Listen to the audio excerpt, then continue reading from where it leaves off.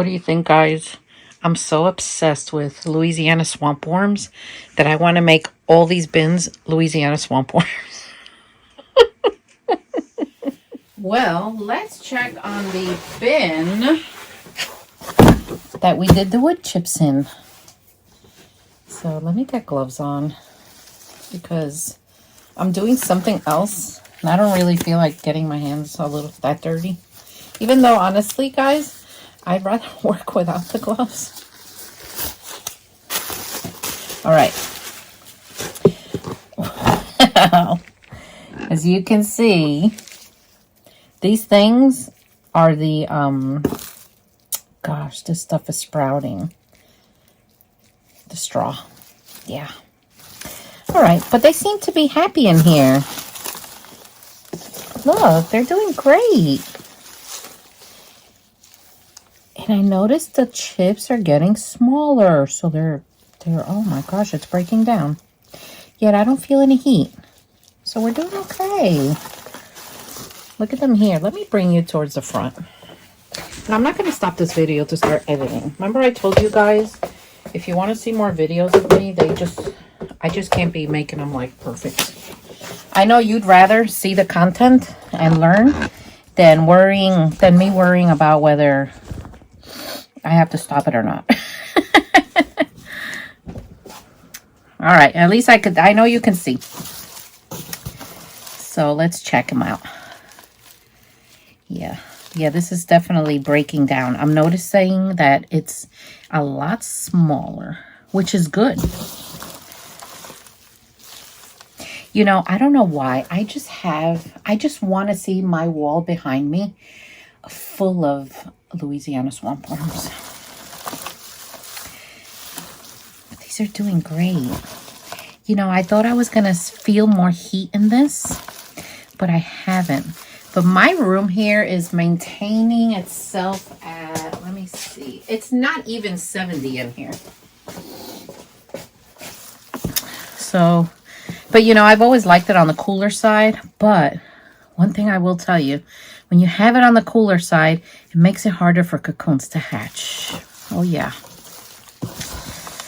it does. And there's a certain method that I do to help cocoons hatch faster. But that's for a whole nother video because that's a whole nother thing I would have to show you. But this is doing well. I'm very happy with them. All right. They're doing great. I feel good moisture in here. I don't feel I have to wet it down again. But I am gonna give them some warm chow.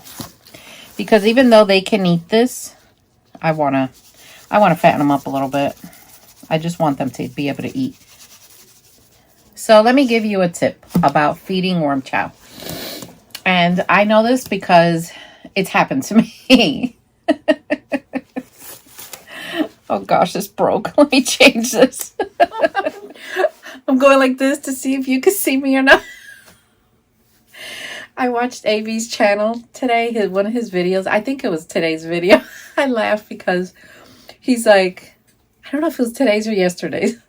He was like, I'm squatting down because I have to make sure that you see me. And I was like, oh my gosh, the moments I have gone like this to try to get in view. That made me laugh. I love his videos. In the summer, I'm sure that he'll be doing some sailing videos. Like he goes sailing on sailboats and they're absolutely beautiful. You know, the scenery and everything. I just love it. I just want to get new gloves because these gloves are so cheap. But I don't want to pay for expensive ones not to do this. So anyway, what was I going to tell you? Okay, the worm chow. So, first of all, do you like my shirt? Isn't this cute? A friend of mine made this for me. She has an Etsy shop. Krabby something. I'll have to link it if I remember. Anyway, I'm going to give you a tip on feeding worm chow. And this happened to me, and it was so bad, y'all. It was really bad. So what I was doing was I was feeding the worm chow and then taking my water machine and spraying it in and watering it, right? No.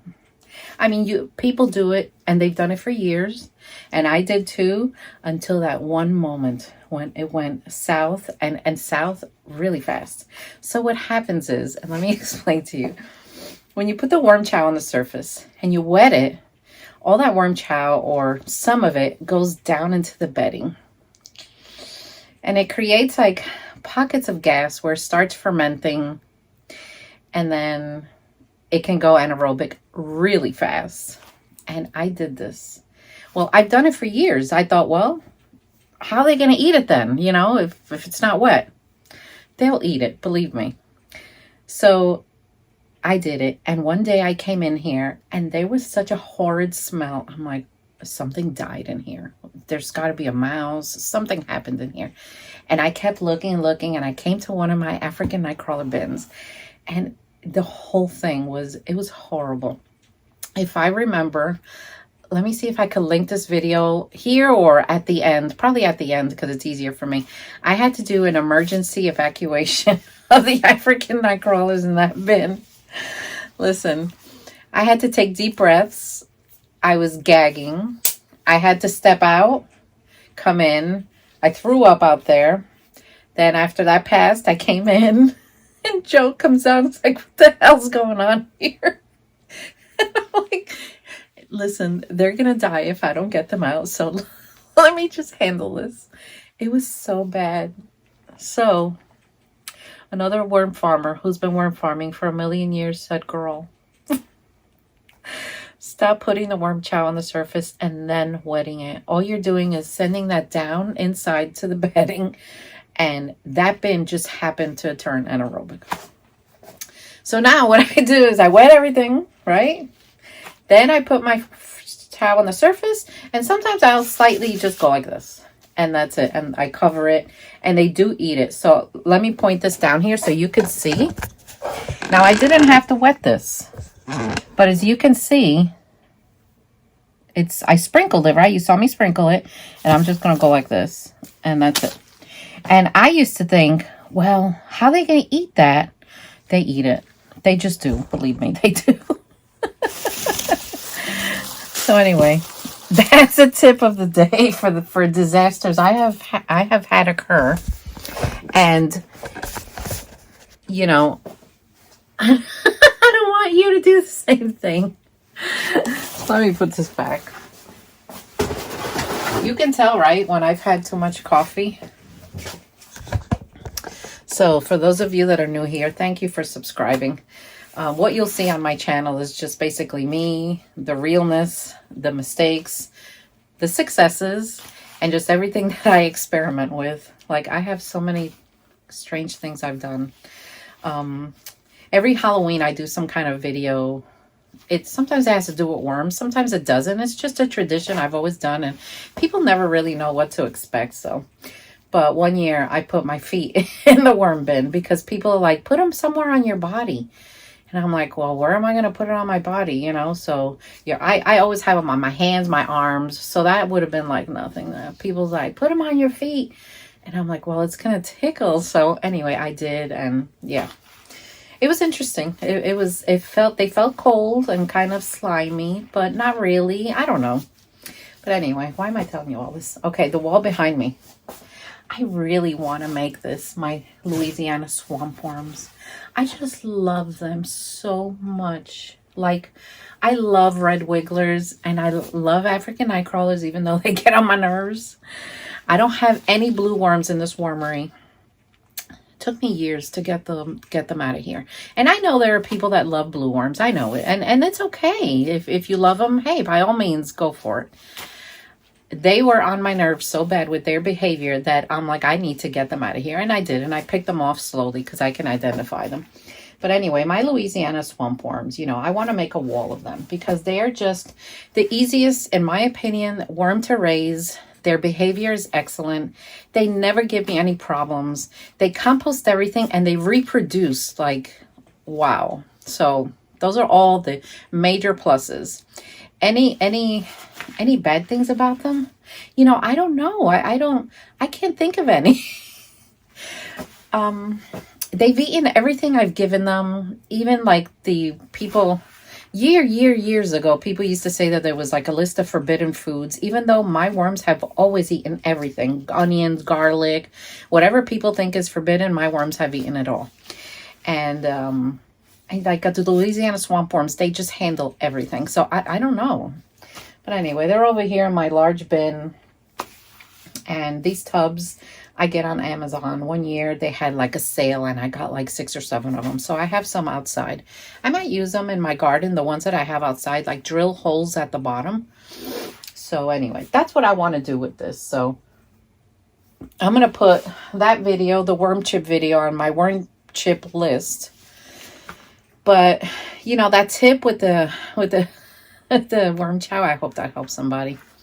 Because if for you people that are new at this, if you have never smelled an anaerobic bin, it is something that you're going to experience at least once in your worm farming career. It happens to everyone at least once or a couple of times. It's happened to the most professional. You know, Mother Nature and bacteria, you can do whatever you can to try to manipulate these bins, but you're not going to control it 100%. And when a bin goes anaerobic, they just do.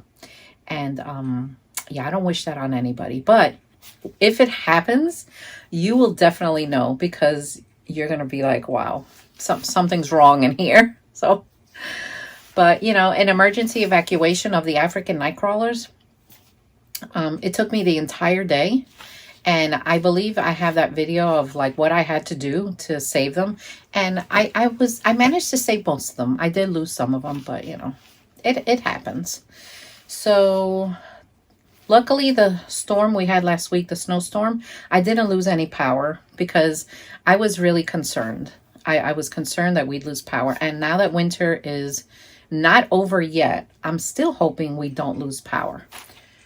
So, because not only can the worms start running away, even though I can put a flashlight in here, it's the temperature that worries me, because my African night crawlers, you know, they're very cold sensitive and they will suffer. They will. So anyway, I'm going to end this video here, and maybe I'll film another one over there. Press that subscribe button. See y'all next time. Take care.